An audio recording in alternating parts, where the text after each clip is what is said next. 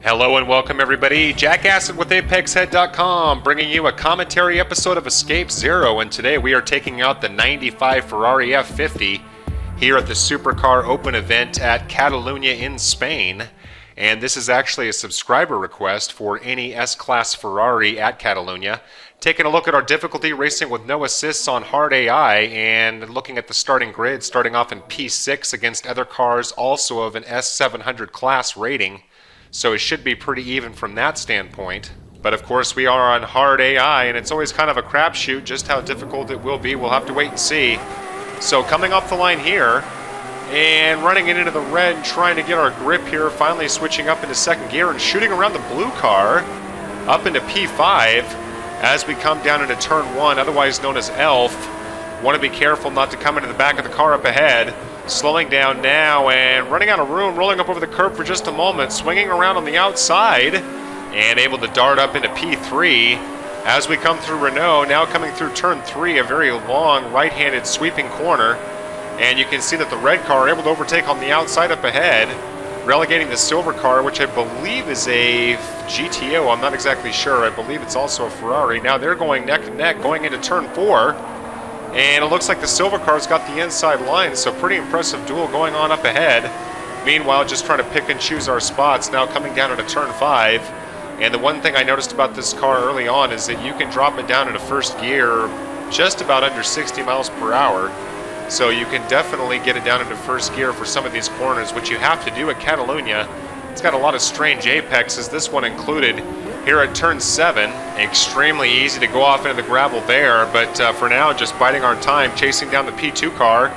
Now coming up over this sweeping hill known as Campsa, and you can see just about running out of track as we get to the top of the hill. Now looking on the inside of the red car and backing off now. Should be able to get around him here at the braking point as long as we don't go wide. This is a very hard corner to master, very difficult to manage your speed coming down into that braking zone, and you can see I actually butcher the rating. But as long as I can keep it on the tarmac, that's basically a success as far as I'm concerned. Rolling up over the curb here, but able to maintain control as we come down into turn 13. Sometimes have a chance on the inside, not going to happen here. So following them around and now coming up to turns 14 and 15, which is the very, very tricky kink chicane here at the end of the circuit. Dropping it down into first gear and now accelerating out, coming around New Holland, the final corner on the circuit. Have to de-accelerate for just a moment, but now able to put our foot down, coming out of the exit, and able to stretch our legs out here at the end of lap 1, start of lap 2, and final lap. And as you can see, the P1 car, pretty good pace over us, and actually getting a little bit of instability here with our speed topping 170 before we have to brake coming down into turn 1. And able to slow down and avoid trouble. Should have no problem getting around the P1 car at some point. The P3 car now cinching up the gap as well. The P1 car very slow coming through turn 3. And easily able to dispose of him for the lead for the first time in the race, and you can see him just following behind now and wondering if there's a problem with this car. Not sure, but pretty strange behavior for even hard AI as we come in a little bit too fast coming around turn 4.